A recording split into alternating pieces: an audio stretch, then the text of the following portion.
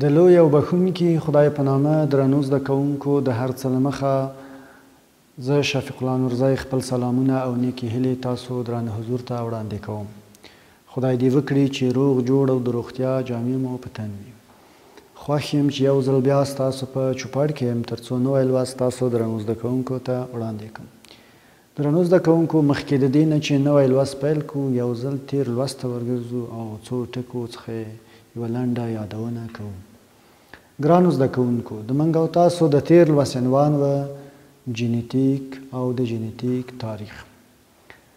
درنو زده کوونکو مو ویل چې جینیتیک هغه علم دی چې د یو نسل څخه بل نسل ته د خصوصیاتو، صفاتو، ځانګړتیاو لیږدول مطالعه کوي او څیړي. یا د یوې حجرې څخه بلې حجرې ته د خواصو او یا د صفاتو لیږدول مطالعه کوي. درنو زده کوونکو همدارنګه که چیرته د جینیتیک تاریخ ته یوه لنډه کتنه وکړو، 10,000 کاله پخوا انسانانو کوښښ کاوه تر څو نباتات او حیوانات وروزي او د هغوی په نسلونو کې اصلاح راولي، اصلاح یې کړي.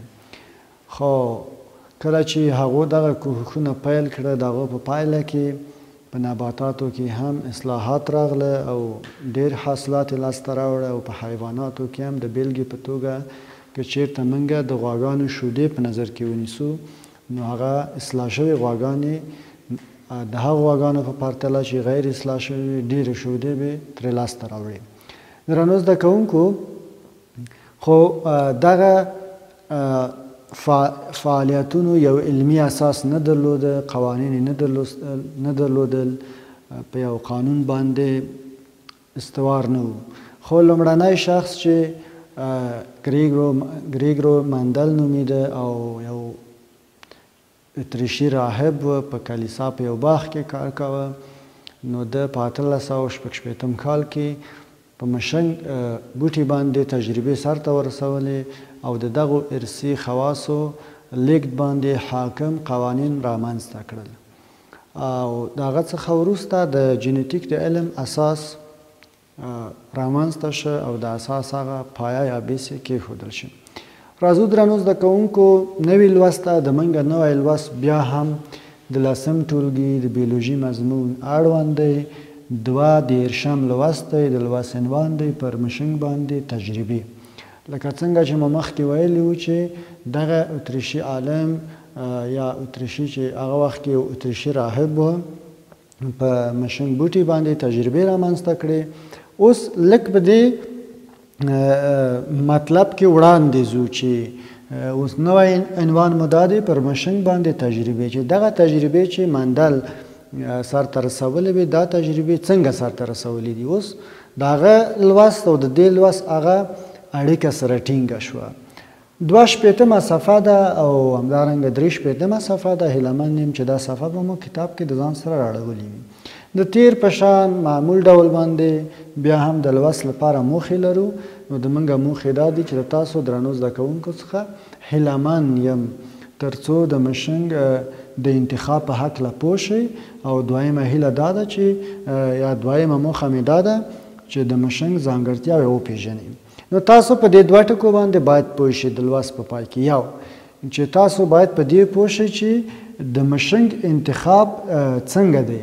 زه چې کله وایم چې د مشنګ د انتخاب په هکله پوه شئ یعنی دا چې ولې مشنګ انتخاب شوی دی. تاسو ګورئ ګوناګون ډول ډول بوټي شتون لري. په هغه پخوا زمانه کې به هم ډول ډول بوټي وو.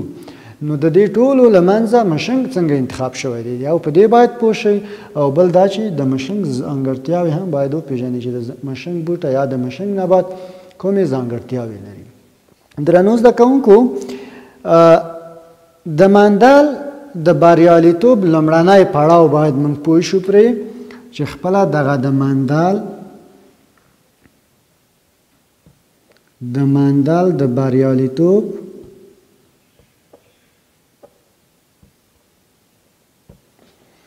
لومړنی پړاو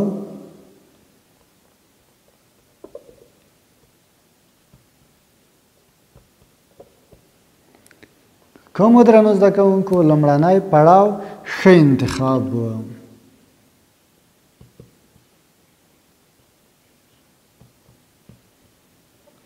ښه انتخاب یعنی د مشنګ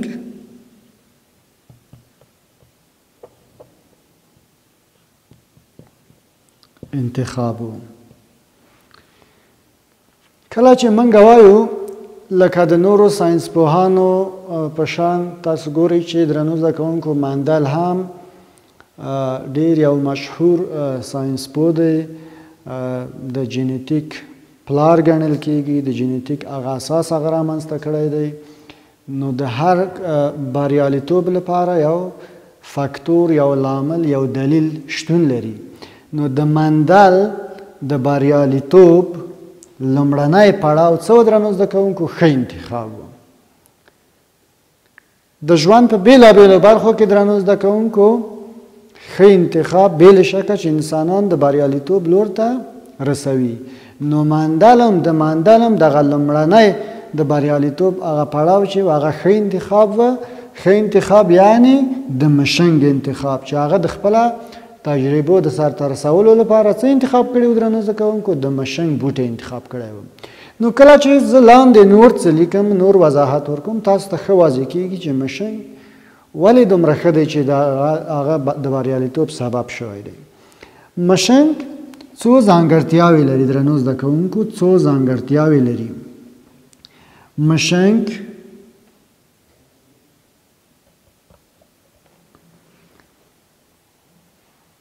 ژر دانې ورکوي،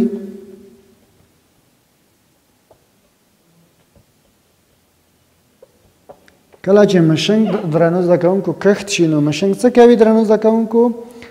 ژر دانې ورکوي، یعنی د مشنګ دانې ژر منځته راځي، یعنی ډیر وخت پرې نه تیریږي. همداسې درنو زده کوونکو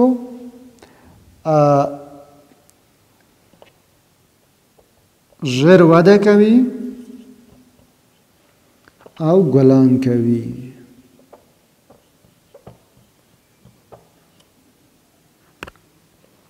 څه کوي درنو زده کوونکو؟ همدارنګه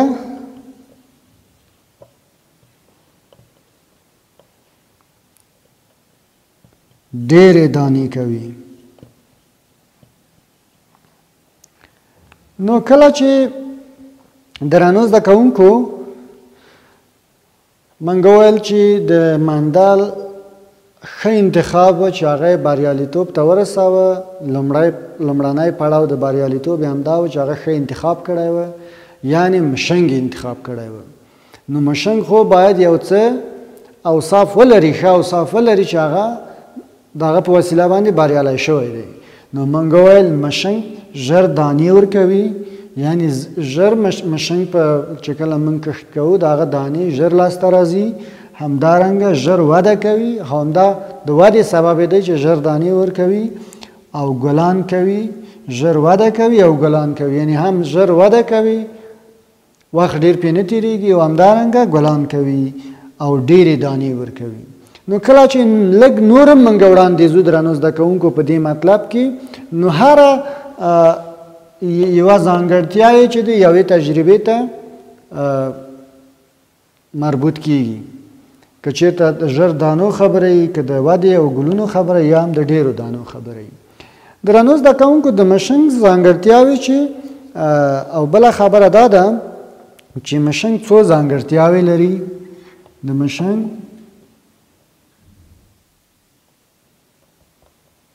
څو ځانګړتیاوې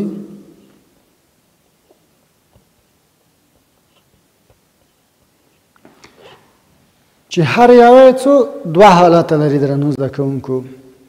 مشنګ څو ځانګړتیاوې لري چې هر یوه یې دوه حالته ښکاره کوي، چې هر یوه یې دوه حالته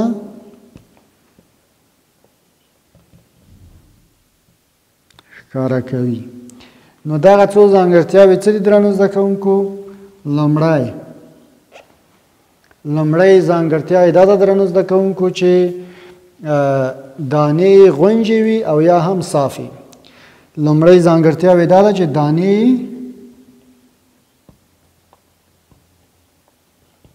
غونجې او یا صافي وي. دویمه ځانګړتیا یې درنو زده کوونکو څه ده؟ دویمه ځانګړتیا یې دا ده چې د ګلانو د پاڼو رنګ یې ارغواني یا سپین وي. د ګلانو د پاڼو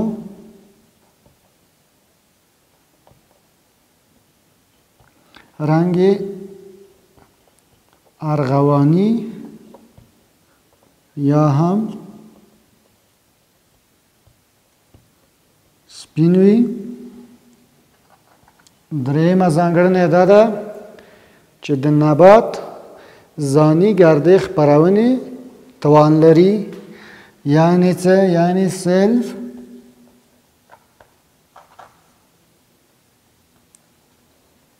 پولینیشن توان لري. درنو زده کوونکو، کله چې موږ وایو چې د مشنګ څو ځانګړتیاوې چې هره یوه یې دوه حالته ښکاره کوي، دا دي. دا ځانګړتیاوې کومه دي؟ دانې غونجې او یا صافي وي.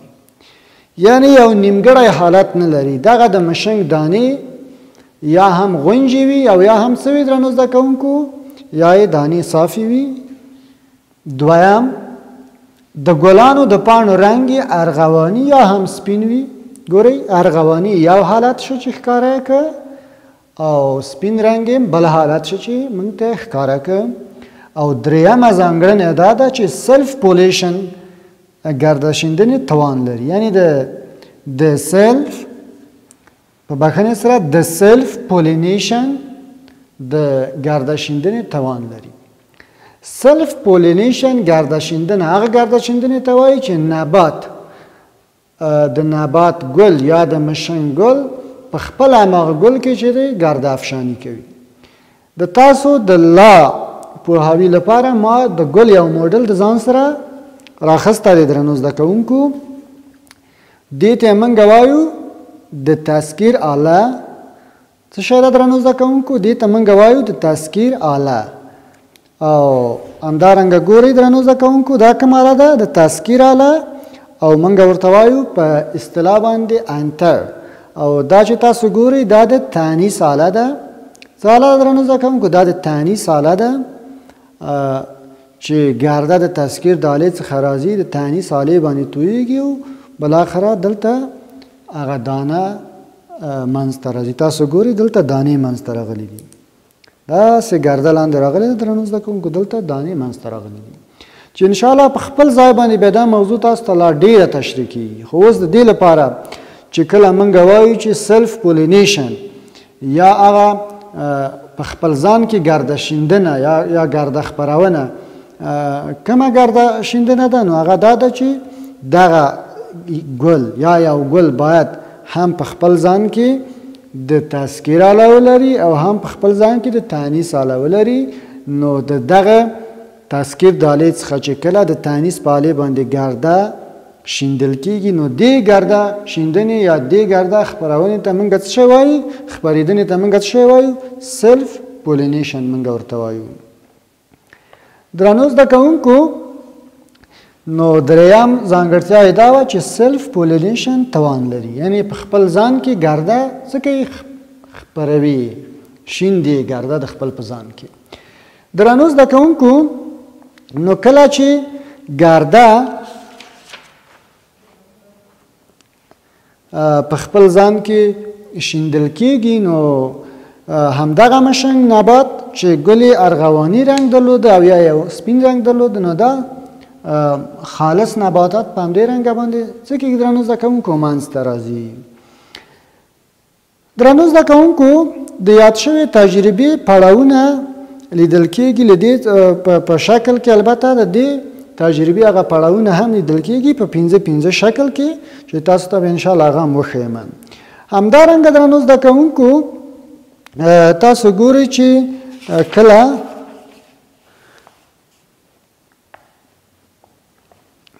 په بخښنې سره په 5 شکل کې نه درنو زده کوونکو، په 5 هغه شکل کې یا په انځور کې دا لیدل کېږي. نو کله چې درنو زده کوونکو دغه نبات دغه شان په خپل منځ کې ګرده خپرونه شروع کوي نو بالاخره خالص نباتات دلته څه کېږي درنو زده کوونکو منځ ته راځي. همدارنګه یو نبات کولی شي درنو زده کوونکو چې کراس پولینیشن هم څه کا درنو زده کوونکو علاوه د دې نه چې یو نبات سلف پولینیشن ګرده شیندنه کوي نو کولی شي چې کراس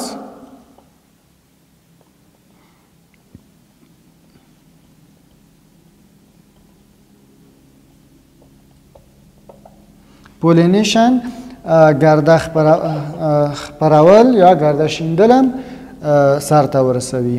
نو دا هغه ګرده خپرول دي درنو زده کوونکو چې دا یو ګل دی درنو زده کوونکو او فکر وکړئ چې د ما په دې لاس کې بل ګل دی نو کله چې د دې ګل څخه دې ګل ته ګرده خپریږي یا رسیږي نو دې ته موږ څه وایو درنو زده کوونکو دې ته موږ وایو کراس پولینیشن یا په متقابل ډول باندې یا د متقابل لوري باندې ګرده خپرول یا په متقابل ډول باندې نو دې ته اصطلاح کارول شوې د کراس پولینیشن.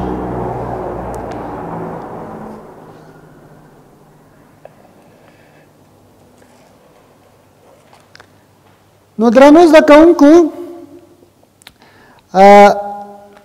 نو کله چې به دغه مندل درنو زده کوونکو دغه تجربې پر مشنګ باندې سر ته رسولې نو ده به یو کار دا کوه چې خپله دغه تجربې به وار وار سر ته رسولې او کله چې به درنو زده کوونکو وار وار سر ته ورسولې نو دا به بالاخره وتوانېده تر څو یو خالص نبات منځته راوړي. نو د مثال په ډول باندې د مشنګ په نبات کې د مندل انتخاب شوی مشخصه د ګل رنګ و. نو درنو زده کوونکو هغه چې کله تجربې سر ته رسولې یوه بیلګه دا وه چې هغه د ګل رنګ په پام کې نیولی وه او د ګل فقط د ګل رنګ ته هغه توجه کوله او د نبات په خپلو کې سره کراس کوله. نو تاسو ګورئ درنو زده کوونکو دلته په مشنګ باندې چې کومه تجربې سر ته رسېدلې دي نو تاسو ګورئ چې د ګل رنګ په پام کې نیولی دی. په دې انځور کې معلومیږي 5.2 انځور دی د نبات د قد لوړوالی یا د ونې هغه د کچه د لوړوالي کچه په نظر کې نیولې د دانې شکل یې په نظر کې نیولی دی او د دانې رنګ هم په نظر کې نیولی دی. درنو زده کوونکو دا هم د دې لوست انځور و. درنو زده کوونکو د موږ لوست همدلته پای ته ورسېده. نو تاسو ته کورنۍ دنده هم سپارم درنو زده کوونکو تاسو به ووایئ چې خپله دغه سلف پولینیشن څه ته وایي. تاسو کورنۍ دنده دا ده چې وایي سلف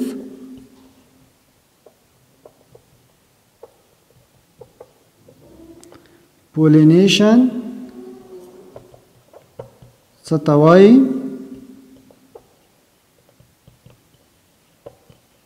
تشریح کړئ. نو تاسو درنو زده کوونکو دا کورنۍ دنده شله چې سلف پولینیشن څه ته وایي تشریح کړئ. د تاسو د راتلونکي لوست عنوان دی د مندل تجربې او همدارنګه د مندل لومړنۍ تجربه.